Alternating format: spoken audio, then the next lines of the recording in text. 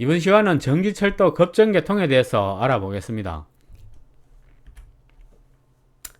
네, 첫 번째 전철전원 급전개통, 두 번째 전차선 급전개통, 세 번째 전력 급전개통, 네 번째 차단 작업, 다섯 번째 작업 관계자, 이렇게 알아보도록 하겠습니다. 첫 번째로 전철전원 급전개통입니다. 전철 급전개통은 한전 변전소에서 154 kV 2회선을 전철 변전소까지 가져옵니다. 그죠? 전철 변전소 154 kV를 가져오면은 전철 변전소에서는 스커트 변압기, 그러니까 주 변압기가 되겠죠. 주 변압기를 사용해서 삼상 154 kV를 55 kV M자, T자, 단상 2회선으로 변성을 합니다. 그러면은 단상 2회선을 변성하면은 방면별로 M자, T자 이렇게 나눠 가지고 방면 양방향으로 급전을 하게 되고요. 마찬가지로 전철 변전소와 전철 변전소 사이에는 SP가 있습니다. SP는 마찬가지로 A 변전소, B 변전소 전기가 다르기 때문에 뉴트럴 섹션이 설치됩니다. M자, T자는 전압은 같지만 윗상차가 90도 차이 나기 때문에 성질이 다른 전기입니다. 그렇기 때문에 마찬가지로 M자, T자 사이는 뉴트럴 섹션이 설치됩니다. 네, 이렇게 이해하시면 되고요. 우리가 M자, T자 공급할 때 변전소 여기 말단 부분 여기에 AT 변압기가 물려 있죠. AT 변압기가 물려 있습니다. 자, 그러면은 전철 변전소에서 그 기기 구성이 어떻게 되냐? 그걸 잠시 한번 설명드리겠습니다. 한전에서 154 kV가 들어오면은 먼저 케이블 헤드에 설치될 거고요. 그러면은 170 GIS가 있습니다.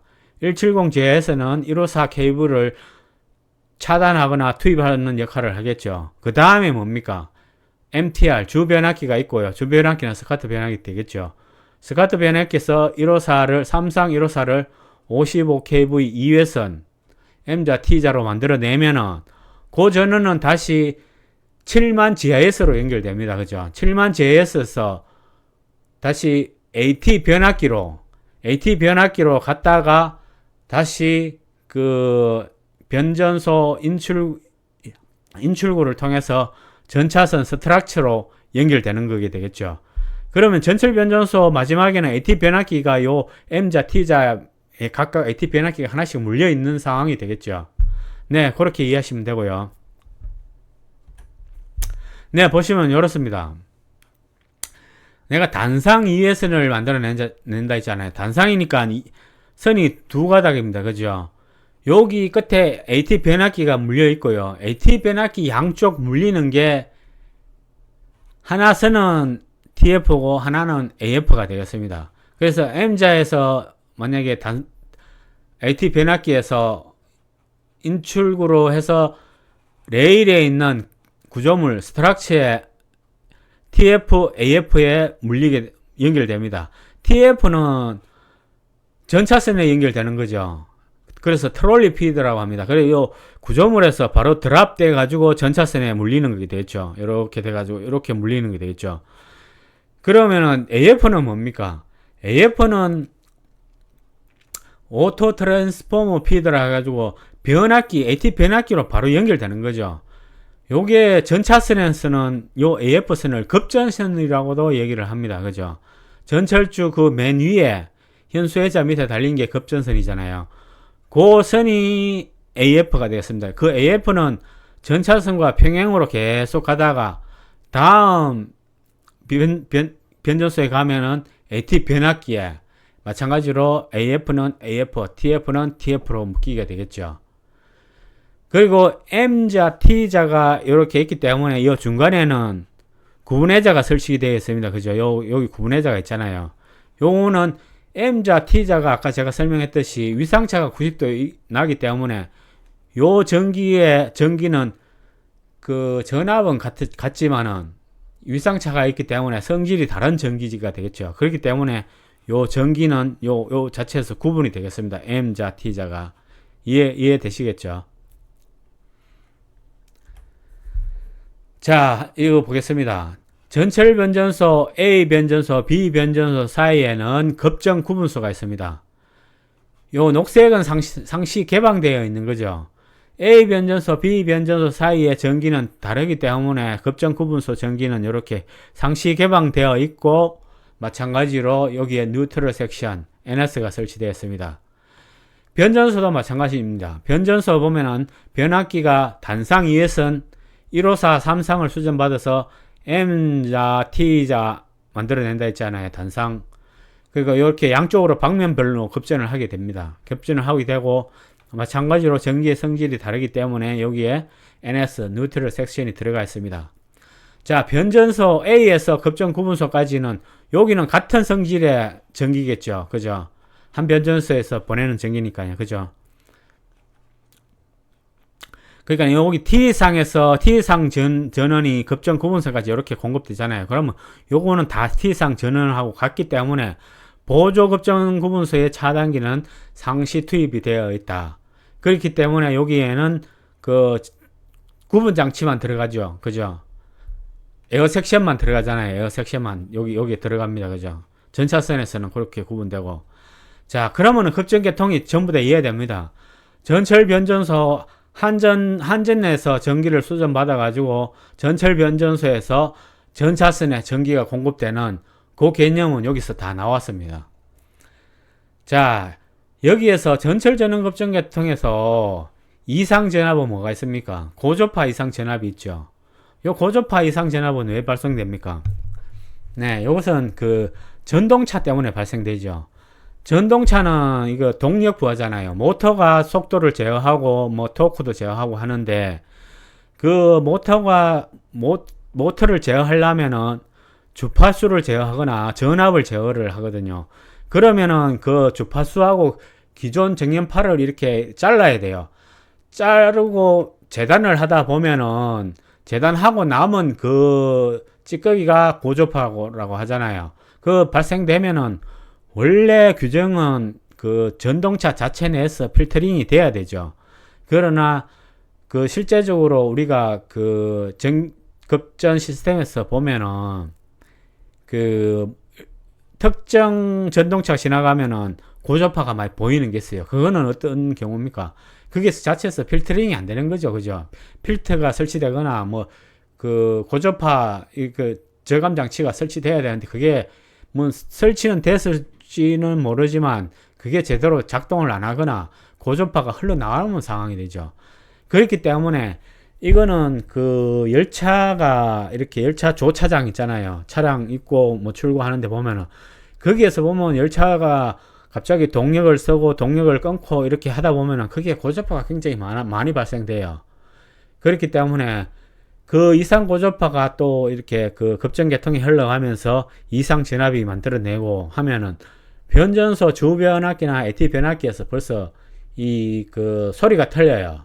소리가 이렇게 보통 하는, 그러니까네 그 우리가 주파수에 그 반응하는 그 소리가 있잖아요. 변압기에서 나는 60Hz의 주파수가 있는데, 이 고조파가 들어오면은 그 정연파를 이렇게 찌그러뜨리잖아요. 그러면 벌써 거기서 변압기가 우는 그 주파수 소리가 틀려요. 짜자잔 하면서 이 금속 소리가 나면서, 그때 그 그 LA나 그 한번 그 누설 전류를 한번 보세요. 그러면은 LA 쪽으로 이렇게 누설 전류가 이상 전압이 발생돼 가지고 이렇게 탁탁탁탁탁 튀면서 전류가 넘어가는 게 막 보일 거예요. 그때 되면은 현장에 이거 이 급전계통에 고조파가 많다구나, 많구나, 이런 걸 알 수가 있거든요. 이거는 팁인데, 그렇게도 알 수 있고, 원래 원칙적으로 고조파 알려면은 전철 제어반에서 그 고조파 데이터를 다 뽑아내야 되죠. 뽑아내가 그 자료 값을 가지고 고조파 그래프를 이렇게 그려보면은 그 일정 수치보다 높게 나오는 그 고조파가 있잖아요. 그러면은 현장에 이 기기가 어떤 전동차가 들어왔을 때 고조파가 많이 발생된다. 그러면은 고조파 필터 장치를 설치한다거나 RLC 뱅크를 설치한다거나 설치를 해야죠. 그래야 이상 전압이 더 발생이 안 되잖아요. 그죠? 이상 전압이 발생되면은 어느 차단기가 블록 차단기가 막 떨어지고 이러잖아요. 그런 게 다 고저파 이상 전압일 확률이 많다. 그렇게 현장 운영하시는 분은 좀 이해를 하시면 좋을 것 같습니다. 네. 다음은 전차선 급정 계통 한번 보겠습니다. 자, 제가 그 전철 변전소에서 1호사를 단상 2회선 M자, T자, 55kV 요 두 회선을 만들어낸다고 했잖아요. 변성해가지고. 그러면은 그 변전소 말단에 만약에 T자의 말단에 보면 AT 변압기가 있어요. 변전소에 보면 AT 변압기가 있고요. 요 다음 변전소는 SSP가 되겠죠. 단권 변압기 AT 변압기가 있어요. 그러면은 제가 아까 말씀드렸잖아요. T자에서 단상이 이렇게 두 선이 나오면은 한 선은 AF고 한 선은 TF라고 얘기를 했잖아요. 아까 우리 그 사진 보셨죠? 사진 보시면은 요 M자의 TS, TF, AF 두 가닥 선이 이렇게 나오잖아요. 두 가닥 선 나오는 게 요게 요 자체가 AT 변압기면은 하나의 선이 TF, 하나의 선이 AF, 그리고 TF는 전차선에 물리는 거라고 얘기했잖아요. 전차선에 그 AT 변압기 인출선이 나가서 전차선 스트럭처에 가서 전차선으로 바로 드랍돼 가지고 전차선하고 연결되죠. 그러면 전차선에서 쭉 연결돼 가지고 다음 변전소 AT 변압기에 그 TF에 연결되겠죠. 그러면은 변전소가 변압기가 이렇게 연결되는 거잖아요. AT 변압기, 변전소 AT 변압기, SSP AT 변압기 이렇게 연결되고 나머지 한 선은 또 AF라고 했잖아요. 요거는 전차선에 말하는 급전선이에요. 급전선은 전철주의 그 맨 꼭대기 현수회전 밑에 달려가지고 전차선하고 평행으로 얘가 쭉 가잖아요. 계속 연결돼가지고 그 하나의 단권 변압기에서 급전선이 나오면은 그게 쭉 전철주에 연결돼가지고 쭉 다음 AT 변압기에 AF에 같이 물린다. 여러분은 자 그 급전선 계통 구성되는 게 자 딱 그려지죠. 그러면 자 딱 이해를 하신 거예요. 자 그러면은 여기서 우리가 1호사 변전소 전철 변전소에서 1호사 3상을 단상 2회선 55kV M자 T자를 만들어낸다고 했잖아요. 자 그러면은 전차선에서는 전차선과 급전 사이는 요게 55kV잖아요. 55kV고 실제적으로 전동기에 급전되는 전압은 27.5kV죠. 왜냐? 그 AT 변압기의 중선선을 따와가지고 그걸 우리가 AT 그 변전실에 가면 접지 단자함이 있습니다. 그죠? 그 접지 단자함에 중선선이 연결됩니다. 그 연결되면 그 중선선 접지 단자함에서 레일에 가면은 우리가 그 스트럭처 그 전차선 스트럭처 밑에 가면은 거기에 접지 단자함이 있습니다. 그 접지 단자함하고 뭐가 연결되어 있습니까? 레일 그 임피던스 본드하고 다 연결이 되어 있죠. 자, 그게 그러면은 어떻게 됩니까? 레일 임피던스 본드에서 이렇게 연결된 요 접지선이 변전실에 가면 AT 변압기 변전실에 가면 그 접지 단자함 중선선에 다 연결된다고 했잖아요. 그러면은 요 중선선이 연결되면은 요 접지 단자함 중선선하고 AT 변압기 중선선이 연결되면은 요 55kV의 반이 그러니까 전차선하고 중선선 사이 그건 접지선이 되겠죠. 거기 사이에 걸리기 때문에 전차선 전압은 27.5kV가 걸리는 게 되겠죠. 자 그러면은 우리가 전차선 전압은 왜 그 우리가 표준 전압을 25kV로 합니까? 우리 그 표준 전압 전차선은 뭐 25kV로 하잖아요. 그건 왜 그렇습니까? 변압기 자체에서는 27.5kV를 만들어내지만 실제적으로 요 변전소에서 나오는 요 전기가 이 말단쯤 가면은 전압 강화가 되잖아요. 전압 강화가 되면은 그 27.5kV보다 더 떨어지겠죠. 그렇기 때문에 그 더 말단 전압하고 요 변압기에서 인출되는 전압하고 평균을 냈을 때 그 표준 전압이 25kV다. 그렇기 때문에 전차선은 25kV 전압으로 한다, 이해한다. 그렇게 이해하시면 돼요. 다 이해가 되시죠? 그러면 전차선에 왜 25kV가 걸리는지, AT 변압기는 왜 AT 변압기는 단상 2회선에서 중선선을 따가지고 중선선이 이래 연결된다. 그러면은 이제 전차선의 급전개통은 다 이해가 되는 겁니다. 그죠? 실제적으로 그런 역할을 하는 거예요. 자, 전차선 급전개통에 다시 오는 구조물에 대해서 한번 볼게요. 자, 보시면은 요게 급전선이죠. 요게 급전선입니다. 급전선. 여기에 전주 대형물 현수회자 밑에 요 급전선이 이렇게 달려가지고 전차선하고 평행으로 계속 갑니다. 그리고 다음 변전소 다음 변전소 AT 변압기까지 가겠죠. 그러면은 다음 변전소에 하나는 요거는 AF가 될 것이고, 요 전차선 요거는 그 AT 변압기에 TF로 연결되겠죠. 그렇게 해서 계속 다음 변전소까지 쭉 연결이 되는 거겠죠. 자, 그러면은 전차선의 그 급전개통은 우리가 그 구조물에서도 전부 다 이해를 했습니다. 그죠? 네, 이 구조물에 다 이해를 했고요. 자, 여기 지금 요 설명이 좀 잘 되어 있습니다. 요거는 전차선 감리를 하는 분들은 요런 거 뭐 현수회자, 뭐 트러스빔, 가동 브라켓, 비저름 보호선, 전주 대형물, 가고 뭐 요런 내용을 대해서 다 이름도 알아야 되고 역할도 다 알아야 되잖아요. 그렇게 전차선 감리를 하시면은 여기에 나오는 요런 그 뭐 장력 장치 역할이라든지 뭐 구조라든지 이런 걸 다 좀 아셔야 돼요. 그죠? 네.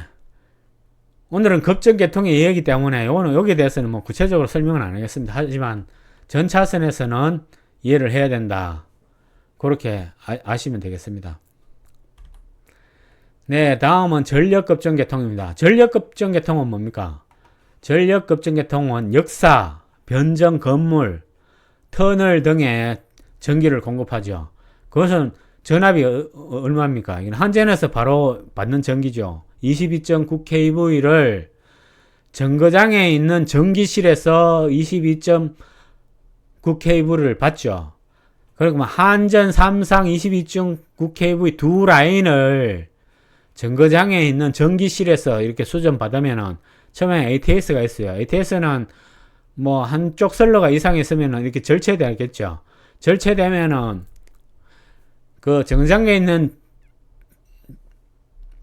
전기실에서는 TR이 22.9kV를 그대로 사용하죠. 그대로 사용해서 하나는 넘버 1, 하나는 넘버 2로 해가지고 이렇게 공급을 합니다. 변압기 두 개에서. 그죠?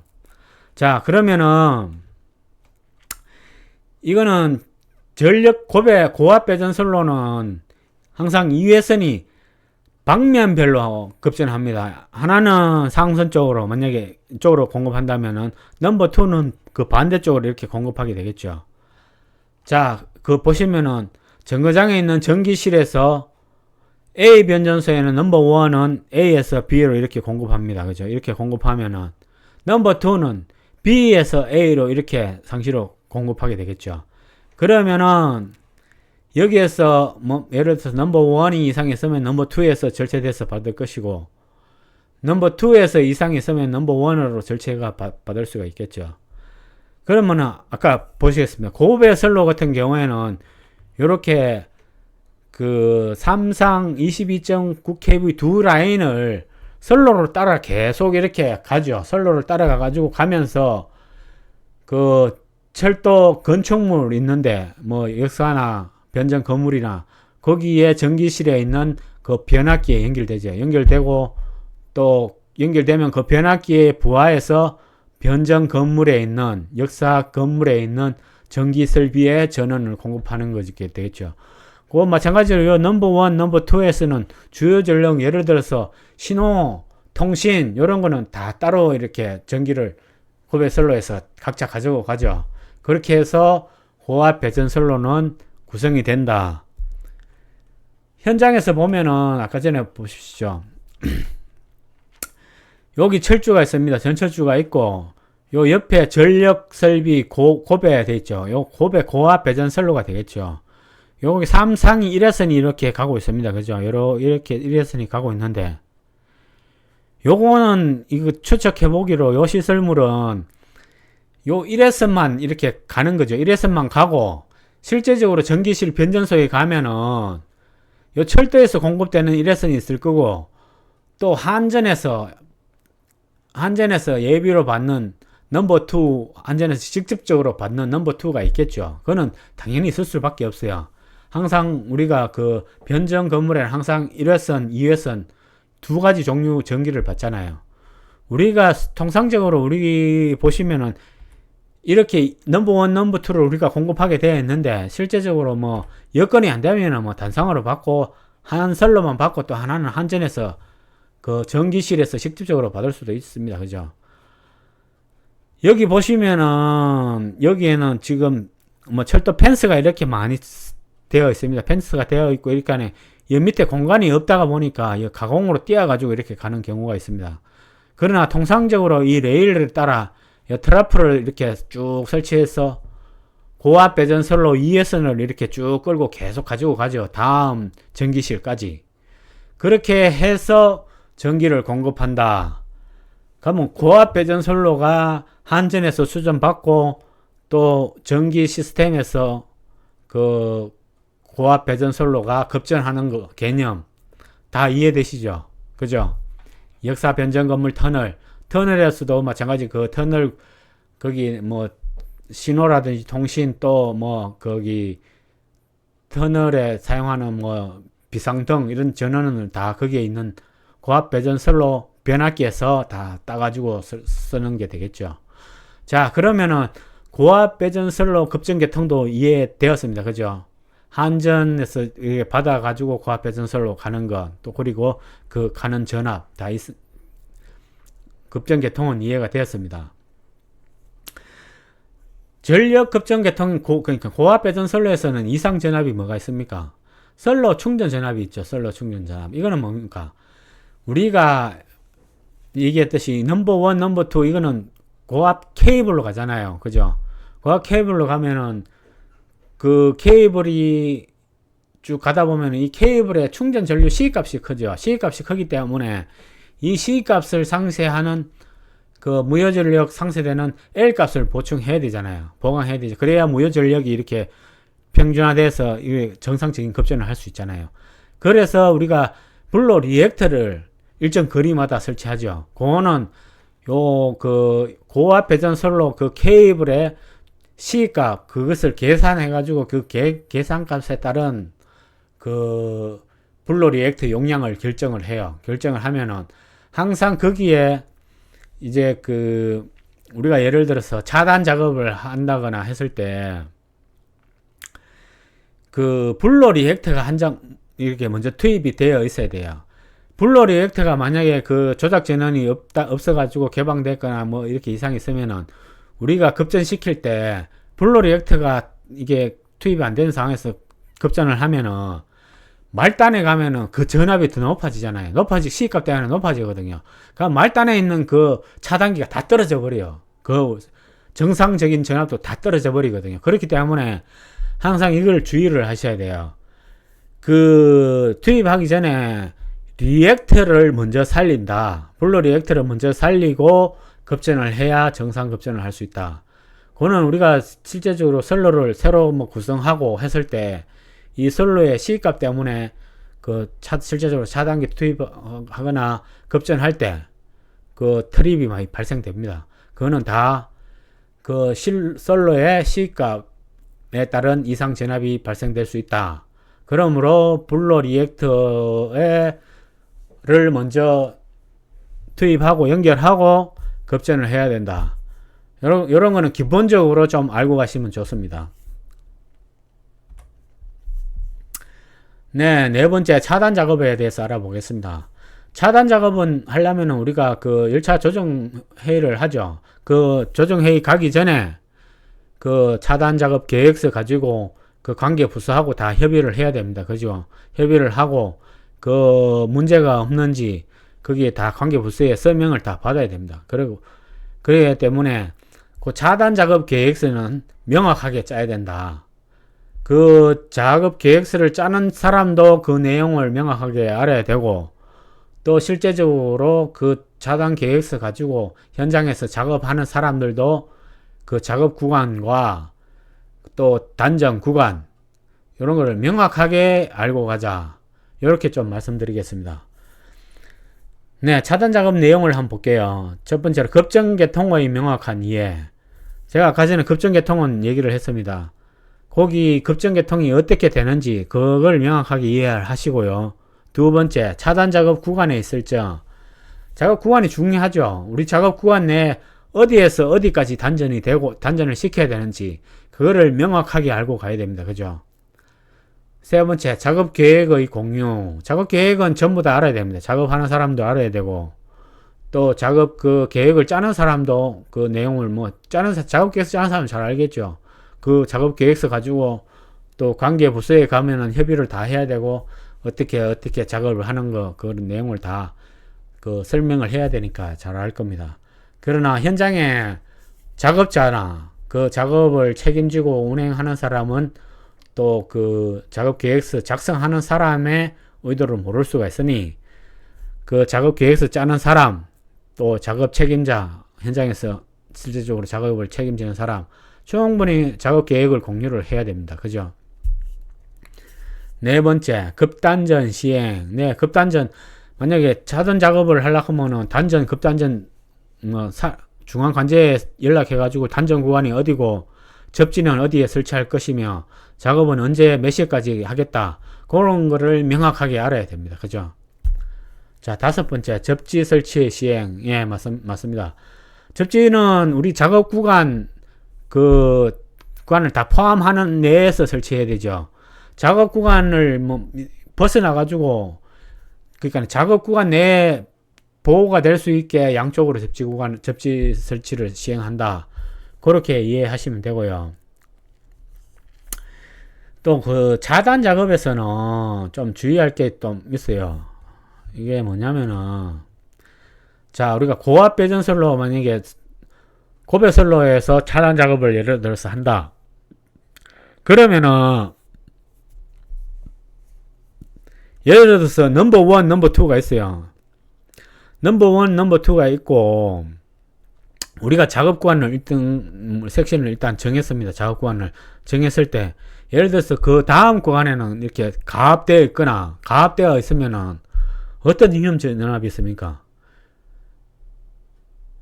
유도 전압이 위험하죠. 유도 전압은 전기를 많이 하는 사람도 자칫 잘못하면은 우리가 단전을 다 했다고 생각하지만 실제적으로 거기에 가면은 유도 전압이 넘을 경우가 상당히 많습니다. 그거는 예를 들어서 넘버 1, 넘버 2가 이렇게 가면은 실제적으로 이렇게 가면은 가다가 이 두 케이블이 이렇게 상호 평행으로 가잖아요. 어떤 데는 붙어가 갈 수도 있고 이렇게 가다 보면은 만약에 넘버 1이 살아있고 넘버 2가 죽었다 해도 넘버 2가 완전 죽은 건 아니죠. 거기에 유도 전압이 항상 연계돼가 가죠. 예를 들어서 또 ELP 관안에 이렇게 들어가가지고 이렇게 또 변압기로 이렇게 가다 보면 서로 크로스 될 수도 있고 막 이렇잖아요. 이렇게 되면은 예를 들어서 작업 구간이 여기 한 구간은 단전돼 있다, 옆 구간이 단전 안 되고 가압돼 있다. 그러면 옆 구간에서 그 살아있는 전기가 일정 부분은 이쪽에 단전 구간하고 겹칠 수가 있잖아요. 그러면은 거기에서 유도 전압이 넘어올 수도 있거든요. 그렇기 때문에 우리가 전기를 많이 하는 사람도 실수하는 게 가장 많이 실수하는 게 유도 전압이에요. 그렇기 때문에 단전됐다고 항상 안심을 하지 마시고 감리나 아니면 작업 책임자나 해가지고 단전이 되었지만 검증기로 전기가 살아있는지 들어오는 전기가 있는지 없는지 그거를 꼭 확인을 해야 돼요. 자, 그리고 검전기가 전 차선 같은 경우에는 그게 25kV 이렇게 높잖아요. 높으면은 높은 전압에 그 반응하는 검증기가 있고 또 낮은 전압에 반응하는 검증기가 있잖아요. 그러면은 실제적으로 검증은 안 되지만 거기에 그 검증기의 작동은 안 되지만 그보다 낮은 전압이 유도 전압이 올 수도 있거든요. 그러나 그게 사람이 인체가 이렇게 접촉되었을 때는 그게 쇼킹이 오기 때문에 좀 위험한 경우가 들어 있습니다. 그런 경우가 있다는 것을 항상 작업 책임자 갑니다는 이 유도 전압에 주의를 하자. 요거는 전차선에서 또 마찬가지예요. 전차선에서 한번 볼게요. 자, 예를 들어서 이 전차선 상선은 급전되어 있고 하선은 단전되어 있습니다. 우리가 하선 작업을 하고 있다 칩시다. 그죠? 하선에 작업하고 있다 하면은 예를 들어서 상선 쪽에 갑자기 열차가 여기서 출발을 한다든지 하면은 동력이 갑자기 많이 이렇게 전기를 확 빨아들이잖아요. 그러면 어떻겠습니까? 이 전차선에 갑자기 큰 전압이 확 빨려들겠죠. 전류도 많이 들어올 거고. 그러면은 이 하선 쪽에도 전차선이 상선, 하선이 이렇게 붙어 있잖아요. 평행으로. 이렇게 가면은 여기에 급전되고 있고 갑자기 뭐 전동차가 가면서 역행으로 가면서 갑자기 전기를 확 뽑았으면은 이쪽 단전 구간에 전기가 유도 전압이 넘어오겠습니까? 안 넘어오겠습니까? 넘어오죠. 그 넘어오는 전기가 우리가 예를 들어서 검전기는 내가 뭐 작동을 뭐 검전기가 우리가 뭐 머리에 하는 거나 손목에 하는 거 그런 거 있다 칩시다. 그러나 거기에 반응이 안 할 수도 있죠. 그렇기 때문에 항상 주의를 해야 돼요. 자, 그러면은 어떤 거를 주의해야 되겠습니까? 여기에 보시면은 전기 이게 구조물이 있습니다. 전철주가 있고요. 트러스 빔이 있습니다. 그죠? 트러스 빔이 있으면은 요거는 다 접지하고 연결되어 있죠. 요거는 대지하고 연결되어 있기 때문에 영절입니다. 그러나 요 가동 브래켓하고 전차선하고 조가선 여기는 다 요게 만약에 유도 전압이 뜬다면 여기 전압이 걸리겠죠. 전압이 걸리면은 요 부위하고 요 구조물하고는 전압 차가 있잖아요. 전압 차가 있다는 거는 전기가 흐를 수 있는 상황이잖아요.